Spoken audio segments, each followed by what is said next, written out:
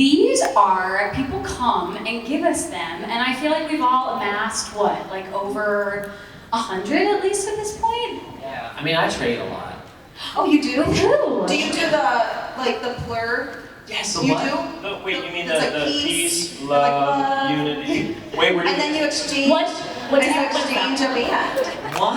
What? And that's how you exchange You never done bands. this? What is that? I do that all the time. You've never done it to us! Oh, okay. Wait. Teach me and Amir how to Sorry, do we're gonna it. take like a half hour of Wait. this panel. Just Let's do it, just teach. Okay, give us a second. so We're learning new things here. go peace, love, unity. Now, and then the kiss at the end, right? With time. I'm always just trying to get them to make out. I give you jambalaya. Jump. Yeah, it's a jambalaya bracelet. Come on. Come on. Hi! Hey. I love it. We're children, just in case you guys don't know that. But you know what? I would say that your guys' job is pretty much like using your imagination and playtime. Even though it's still a job, I'm sure there's some hard parts about it. But do you ever wake up and go, today I get to be a spy? You know? Or do you ever feel that way? Definitely. I mean, obviously, like we're auditioning for different roles too, and you know, like getting to jump into any different characters. And I don't know. There's also like, I guess we play pretend in our own ways too, and just being. Or we just do some D&D and, you know. Oh, which Amir is in my I'm doing a campaign right now with a couple of our friends, and Amir's playing for the first time. His character is a fire genasi, and his name is Gravy. Yes, yeah. So But I just want everyone to I be know, clear, this is incredibly dangerous for actors. Because we are looking at ourselves on this screen, This is so and all of vague. us can't, I can't- just zoom like, you in know on how it is us. on FaceTime while you know, I'm not even looking at my mom. I'm looking at myself the entire time. I'm so Look at the way I talk to my mom. The way I talk to my mom is so interesting. You make yourself bigger and make your mom tiny in the I'm corner. like, get out of here. Mom, get out of here. No, we do play pretend. That is like our job, it's the most fun. When we go into voice booths, we're also like playing pretend for everybody else because we don't really know what they're doing. So you're kind of playing pretend for your character and figuring out your character choices, but then you're also thinking like, I think season 2 was so much more fun to record because we knew one another better, so I could kind of guess like, oh, I bet fucking Amir's gonna say this line like this, and I bet it's gonna be really funny, and then I would say my line. And that's how voice acting works. Thanks, everybody. Bye. Well, that's the thing. Like, we do get a lot of people that come up to our tables and ask, like, hey, you know, I'm an aspiring actor. Is there any advice you have for me? And the one thing I feel like ubiquitously, like across the board, that we all say is like improv. Big word. Yeah. So what do you know about ubiquitous? You know, but we say like do improv, which is really just like what are your circumstances, and then like, you know, if you know the context of the situation of the character, like just fucking go. Yes, and yourself, and that is something that I feel like we get the opportunity to do a lot in the booth, because they want at least 3 different takes of each line. And so typically the first take is like, okay, let me try to stick by the book, stay in the interpretation of like a true, authentic interpretation of the character. And then, you know, the B and the C take is like, cool, let me try to just make it my own, let me maybe, you know, paraphrase a little, or maybe like different cadence or affectation. You know, different things. Choices. I do 1 take, and that's all they get. One and done. Deal with it. Superb. Oh my god. Well, I mean, and too, like, back in the day, people who were doing voice acting actually could be in the same room with one another, feed off each other's energy. It's so different. What's the difference between doing Broadway and then being in an isolated booth? Erika. Yes. For me. I mean, I think the main thing. You're really selling here, this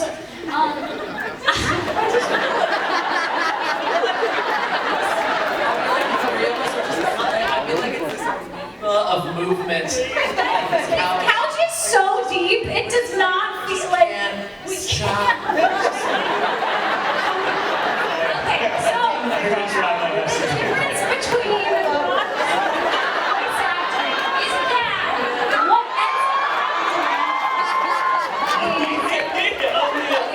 We're gonna answer the question. The question was, what is the difference? Wait, no, people can't see this. Okay. They can! This is so dangerous. Okay, this is so much better. We should always do interviews like this. Okay. So yes, the main thing, well, honestly, voice acting, that thing you just saw. So looping is. Go ahead. What was you saying? What is one of your favorite loops that made it into Sausage Party? Have you been able to watch it yet and pick yourself out? No, I don't know. It's really hard to like pick it. Okay, so looping, for people who don't know. In a TV show or a movie or a cartoon, anything, you know, when you film something, you tell the background actors not to say anything. So if there's a scene in a restaurant, the two stars are talking, but in the background, all of the background performers are just going, This, nailing it, yes. yeah, but maybe not that big. Welcome to Shade with Amir. So what happens? Yes! You've been anointed, welcome. Once you've done all that, the looping performers get into a booth, like 10 of us together, and we add in all of that restaurant sound after the fact. So you have like 10 people just having like a restaurant conversation. And for Sausage Party, you have unhinged foods fucking. So, you know, what's fun about that is that you can really, if you're on a show like Sausage Party, you can really let it rip and say some unhinged shit. So I was cursing at a can of tuna fish, which I hated, and which I hate just generally because gross. But I told tuna to kill itself, and that was go fuck yourself, tuna. That was one of that, yeah. That is fun, coming out of a, you know that you're a cartoon character, Yes. being able, even on Hazbin, to be able to swear and say the things that Yeah. that you guys say is amazing. I mean, I love it. It's It's like crosses that boundary. Because I grew up on cartoons and I love those subtlety adult jokes in cartoons that when you rewatch them as an adult, you go, oh, that's what that means. Yes. You know? And it's so cool with your guys' show, it's like blatant. Like, that's exactly what that means. And there is no interpretation. It is so right there in your face. Yeah. Before I throw it to the audience to ask you guys questions, which I will have a couple rules, I'll ask you one last thing, which is, what is a character trait from Hazbin that you relate to the most of your character? Like, what is something that Charlie, that you feel very close to your heart? I mean, Alice was my favorite, but, you know, what is... I would say, I mean, for Charlie, I have a trait that, I mean, the biggest trait that we have in common is like, kind of believing, just that leading with positivity is like always the better choice. Like, I'm not always a sunshine and rainbows person. Like, everybody has bad days and fears and anxieties, but that it is beneficial to put out positive energy because it's just, sometimes, I don't even know if it's easier, but like, if I have the choice between positive or negative, I'm gonna choose positive energy. And I think that is like kind of a superpower. I think it's really easy. I like stand in like strong defense of Charlie as her voice actor, where I think it can be easy to like undermine a person who is positive or undermine a person who is like, seems happy-go-lucky, but I think it's such a choice to do that. And if you are a person who identifies that and you get underestimated, keep choosing joy and happiness, because I do think we need more of that in this world. And I think it is really a big superpower that you have to choose that in spite of how chaotic and stressful the world may seem these days. So that's what I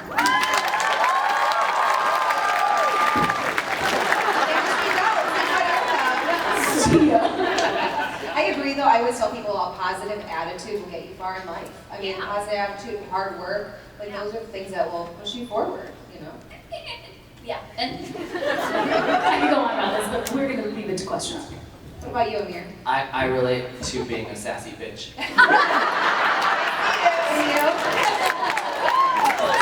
He's not joking.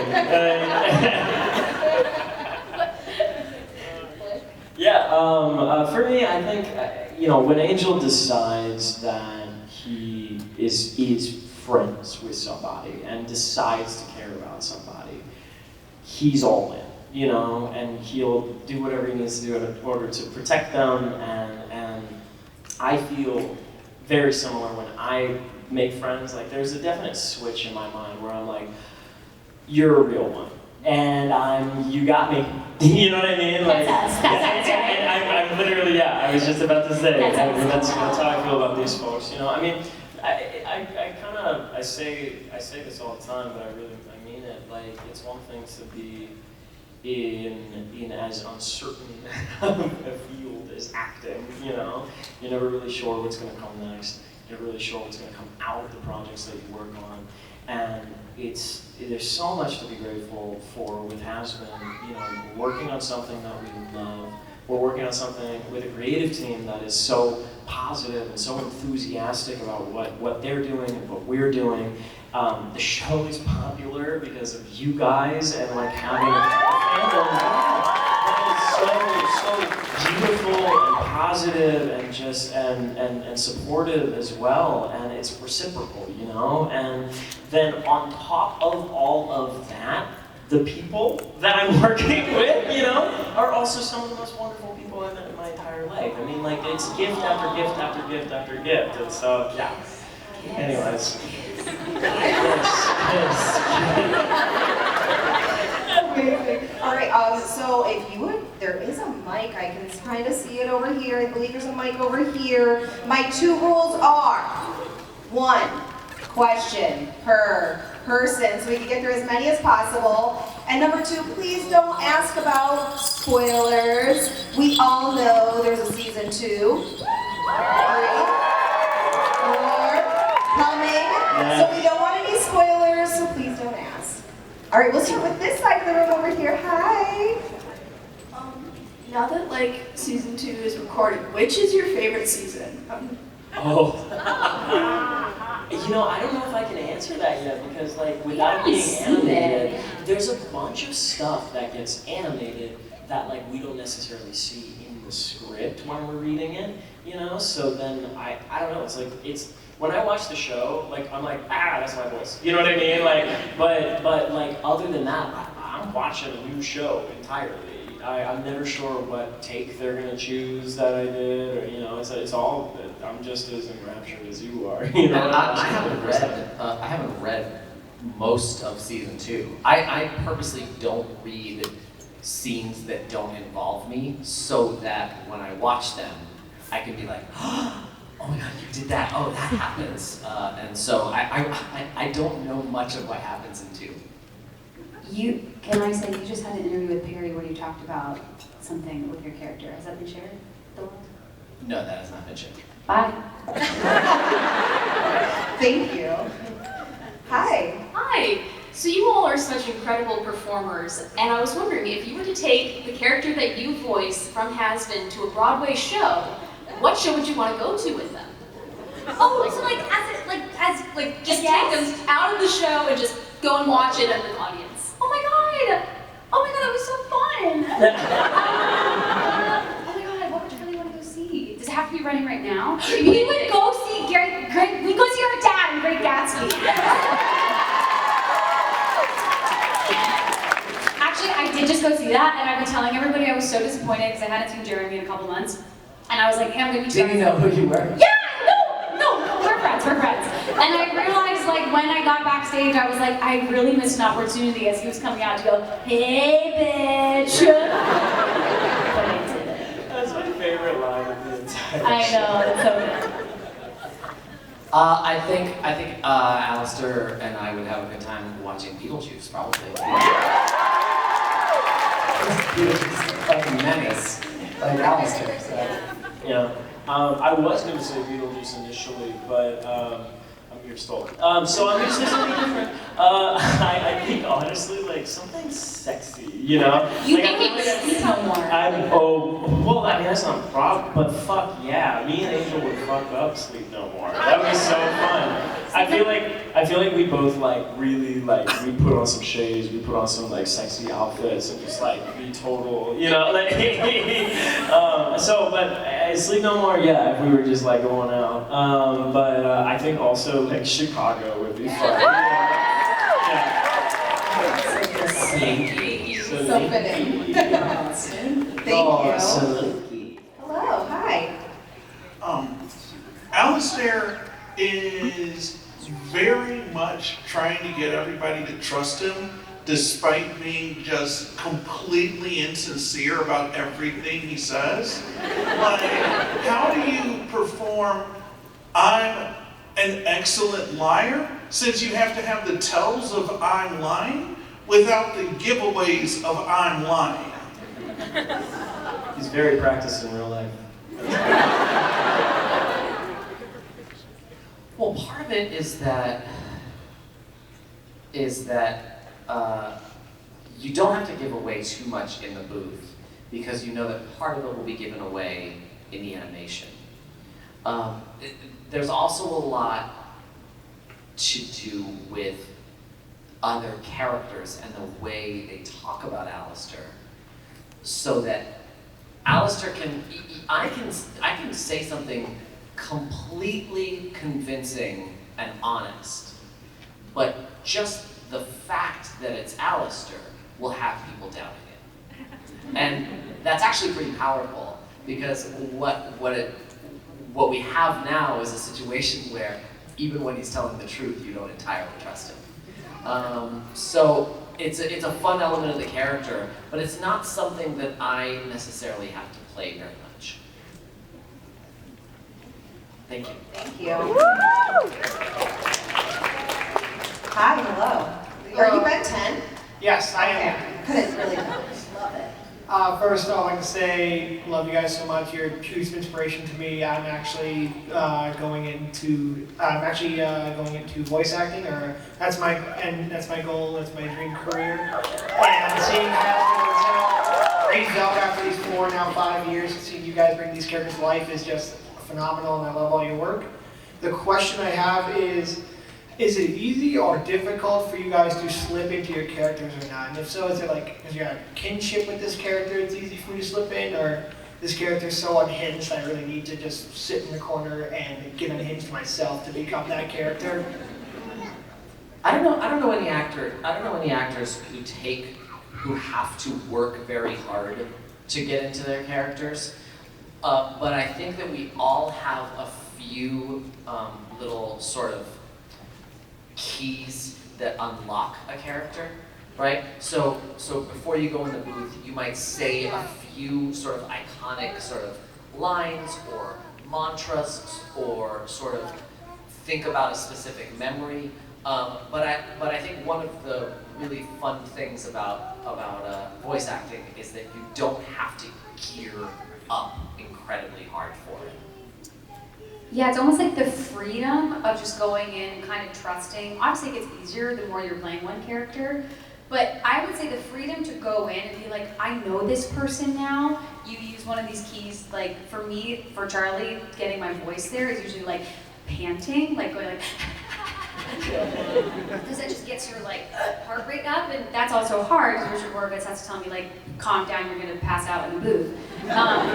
But being free, as opposed to being like, oh, I gotta be in there, is actually more helpful. And I find that my best sessions are usually when I haven't overthought it too much, because then my stream of consciousness of Charlie comes out, and that's like a lot more fun than going in with like, I'm gonna say this line like this and this line like that. Yeah, the thing is, like Richard can always tell you, you're pitching him down a little more than you normally do. Yeah. And so those little things, the director and Vivian can work with you on. So I completely agree with Erika. It's really just about sort of loosening up and getting ready to play. And like Blake was saying, being able to do a few different versions of every line, as opposed to, I need to make sure that before I walk into the booth, I do it right. Yeah. I mean, let's face it, when you're acting a character, I feel like there's this, that we love to be like, she was a completely different person. And like, she changed, she morphed. We are still the people that we are when we're playing a character, Like our characters are as much themselves as they are imbued with who Blake is and who Amir is and who Erika is. Like, I think a big thing that I've had to come to trust is that I don't need to like try and Daniel Day-Lewis everything, because I can just trust that the character lives inside me. You know what I mean? And then it's a matter of finding the ways in. There was like a GQ interview of like Willem Dafoe talking about like different characters he played and having like a mouthpiece that made his teeth look different, but the fact, like the physical fact that like he had this thing, like that changed the structure of his face, and other people saying, there's other actors who are like, yeah, I really only want to do work that I'm doing an accent in, because all of these ins get you into the character, and I feel like with voice acting, if you have a voice that you're going to lock into, I mean, that's your in, and it gets you to the place that you need to be. Yeah, you don't need to totally change, I guess. Yeah, I think the main thing is just remembering like physicality. That's on season 2. I try to remember that because they do have a camera there, while we're filming, to see if like, oh, is that something we want to animate? Like they did this thing, like yeah. So, yeah, good question. Shit. Thank you. To piggyback off of Erika, in radio, when you're voicing commercial spots, it's kind of the same of, I don't want to do 1,000 takes of that commercial spot, because the more I do it, the more in my head I am, the more it's like rehearsed and script sounding, and I want it to sound natural, like it's just flowing right out of me, so I try to do as least amount of takes as possible to get that done. So I understand where you're coming from. Hi, hello. Hello. Just want to say you guys are amazing. I love you guys so much. I love the show you guys work on, and I love you guys as characters. But I'm going to ask the most basic question, and the characters that you voice, what are your guys' favorite quotes from them, and could you say them in your voice? Mine's changed. The one I like right now is, but that's so mean. You're slappy. Mine hasn't changed. Oh, Kinky, come on, keep talking dirty.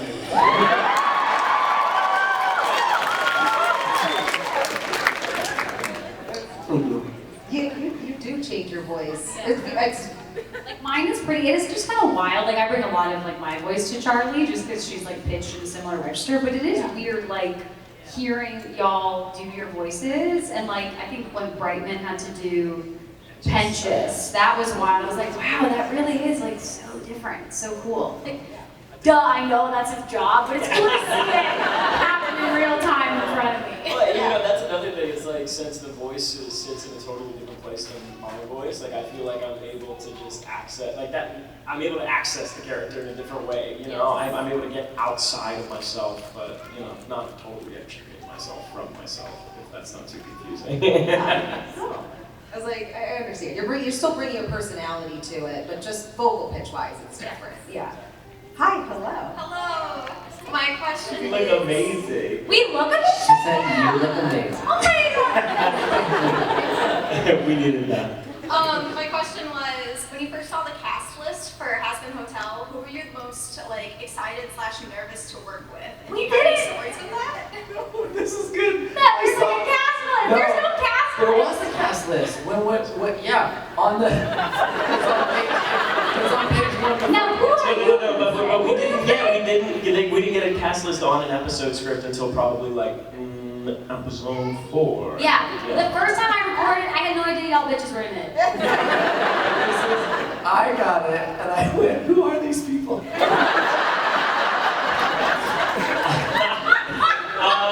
I got it. I freaked out at Erika. I freaked out at, I was like, who's Amir Talai? And then I was like, I think I've heard of Keith David. yes, no, Keith David freaked me the hell out. I was No, like, Christian Borle. Christian Borle. yeah. No, Christian Yeah. Borle. Wait, where did you get a Christian Borle from?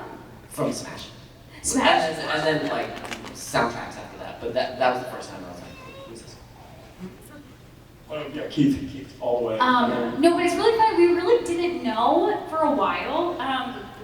And sometimes what would happen is like, I remember, I mean, like, I didn't know Jeremy was playing Lucifer until I heard his part of More Than Anything, because I recorded the song first for that, and I didn't have the script, so they're just gonna come in and sing the song. Then they played a little snippet of Jeremy, and I know his voice so well, and I was like, is that Jeremy Jordan? That's amazing! I became British and fine. Yeah, no, but there was no, like, cast list, but how fucking cute would it be if, like, there was a cast list that, like, went up on a door and we had to, like, go look Like at summer, it like theater summer camp. Yeah. What part did I get? Yeah, oh my god, it's so Charlie, oh my god. Thank you so much. Thank you. Hi. Also, you look great. Hi. Helena. So I wanted to ask, I've actually done choir, and sometimes the part that you have is not as fun as the part that you want to do. So, Are you now Are you now so if you could have your characters sing any song in the show that they don't sing, which ones would they be, even if it doesn't make any sense in character? I want to sing Poison.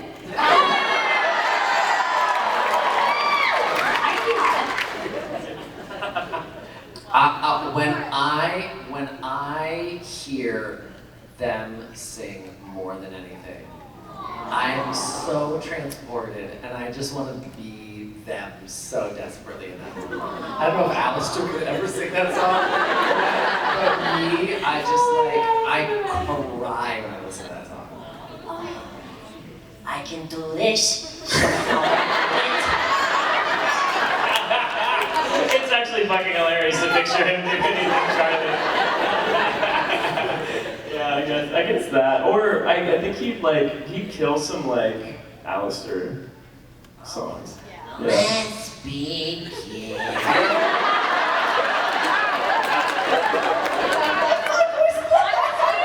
Your voice on all of them would be so fucking fascinating. We need that soundtrack. We do. An Angel Christmas album. You do. Ah, kinky, baby. What's the song that we like so much? My soul, to a psychopathic freak. You think that makes you unique? Erika, I want to hear your Angel impression. Ass. Thank you. Hello. Hi. Hi, my name is Mel. It is a great pleasure to meet you guys. I've been watching Disney Pop since I was young, and it was so cool to see her make this show and see you guys bring these characters alive, and you guys are so amazing, and you guys are just so cool. And thank you so much for being here today. Thank you so much. My question is, when you guys, as a person with anxiety, when you guys get anxious, what do you do to kind of just calm down and, you know, just calm your nerves? Is like, just, you know. I know a big thing for me, just in daily life, you know, meditation, like the practice of meditation before I go out and do anything, being able to ground myself in my experience of living apart from, you know, my conceptualization of living, right? There's a distinction between like, when I've been meditating recently, I'm like, let me just forget the name of everything. Let me focus on my senses. Let me ground myself through my senses without having to complicate things with, you know, any narratives in my mind. And meditating with that in mind helps me a lot. There's also a lot of other things. I mean, really, it's grounding yourself through your senses, just telling yourself, okay, let me focus sense by sense. What do I see right now? And non-judgmentally naming that. What do I feel right now? What do I taste? What do I smell? It can be very helpful in any situation, socially, professionally. I think the main hurdle is just giving yourself time to do that, not thinking that you need to like force yourself into some interaction before you've taken the necessary time to plant yourself. You're so wise for your age. You're so wise.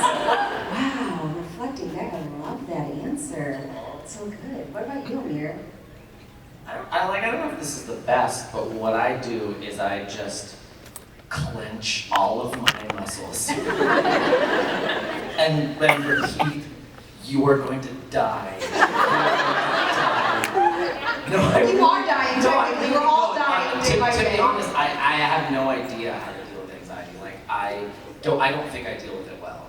I don't get anxious often, but I probably do the exact opposite, which is just to completely fucking dissociate. And just go somewhere fucking else. And that's kind of similar, I would say. You're kind of disassociating from the world. He's disassociating from the world and he's centering from himself. I would say it's kind of the same thing when you want to leave society and kind of be alone with your own thoughts. It's very similar. Goddamn. Yeah, I know. Amir's like, maybe I'm more mindful than I actually am. No, I'm not the person to ask. He's a ball of anxiety.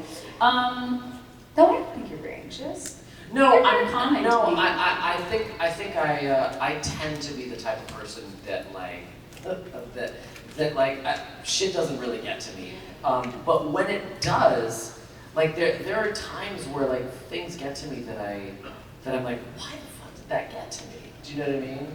You gave me a really good piece of advice once because I was thinking about like what I get anxious by, and it's like being overwhelmed by the big picture of like all this stuff, I have to get to point Z, all these things that need to happen, all these things I want to do, and I get anxious like thinking about all that is still to be done or that I didn't do and all that. And Amir, I was telling Amir something, we were like on a flight home, and you basically said to me like, okay, instead of trying to focus on A to Z, which is massive, why don't you just look at A to C? Like just look at like the next immediate step in front of you.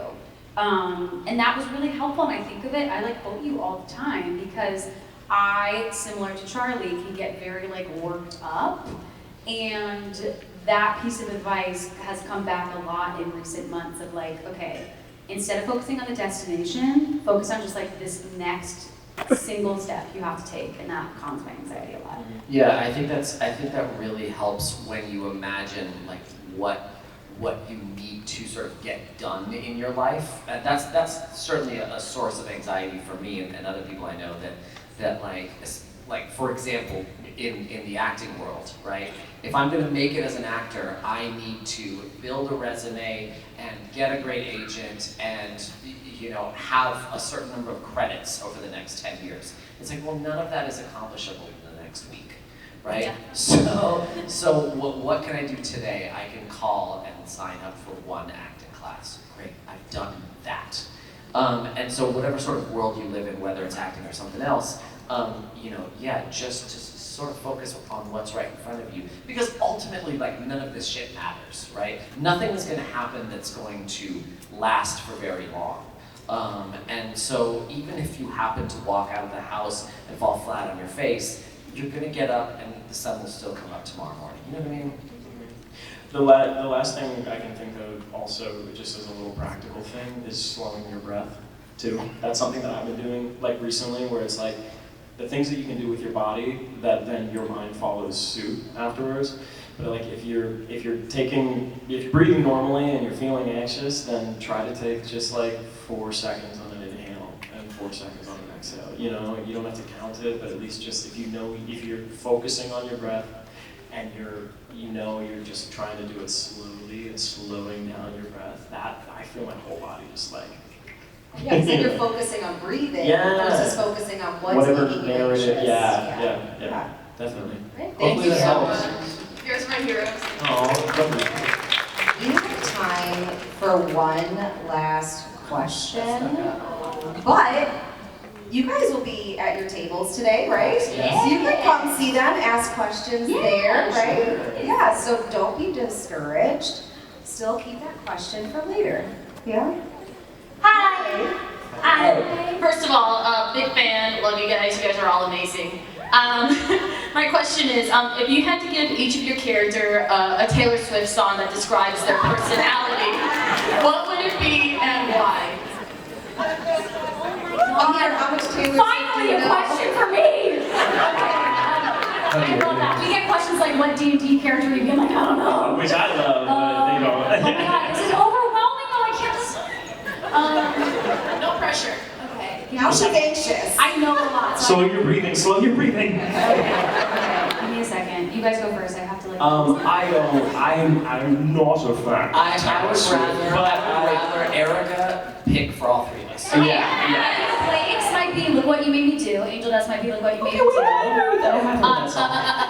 You might be Bad Blood?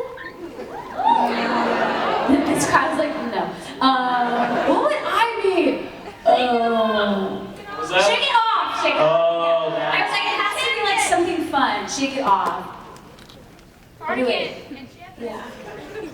I'm really overwhelmed. You just have to be We'll let like. a DJ and play us off the Shake It Off. Right, but that would be fabulous. So I love it. That's not Amir song. No, Amir song is the one. So at the front. So big then. Who's afraid of little me? Oh, yes. That's Amir's song. Yeah. Okay. And thank you for coming to my TED Talk. Thank you. It's so good. It's literally like it's like a witch song. If not, she's going to be playing it for you later. Yeah. You might be. Okay, we're gonna talk about Angel Dust. What did I say? I forgot. Yeah, look what No, it's something Look what sexier you than did, that. yeah. Or like a Dress. Style. style. No. I can see you. Yeah. Bad. No, it's not bad. Okay, we'll talk. Come to the table. We'll talk. I was saying, there's so many Taylor Swift fans out here. I know. She's written so many songs. It's a little frustrating. Yeah. I think the only one that I know really is like. Oh my god. Yeah, that's good. It's a good rendition. There you go. Reputation? Maybe A Reputation. remix. Well, I will ask you guys one last question before I let you go. And before I let you guys go, I just want you to know that ADA, they're amazing. They sit up front. They're right here on the stage. For anyone who has any kind of hearing problems, well, they have a really cool workshop going on today where you can learn some nerd sign language. So check it out. They're the most amazing people. I've learned some bad things and some good things from them. Every con I try to learn a new sign. So first things first, that. Last question though. The Olympics just happened. Oh my god, yes. Megan. What do you think? What do you think? Yeah, she's creative. She had a full heart in that. If you're a performer, you saw all the passion that she had. I also wait. And energy she had. Fucking hilarious. I just see those memes of cackle. Sorry, I What keep do you think interrupting your you. character would medal in? Like, what do you think that Angel Dust would medal in? Gymnastics. Oh. He's pole dancing? No.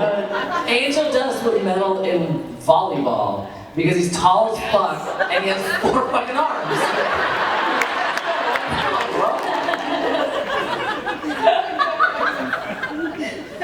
What about Alistair?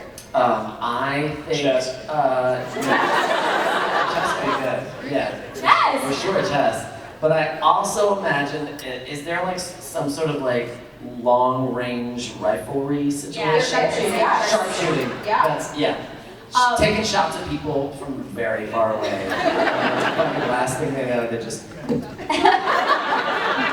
I'm thinking to Winter Olympics, I think Charlie Baggy would be a really good luge team. Yes! like the most would just be Charlie Baggy like, fuck! You got this, stay calm. Also, I Can Do It With a Broken Heart is your song. Okay, there we go. Amazing. Well, thank you all for being here.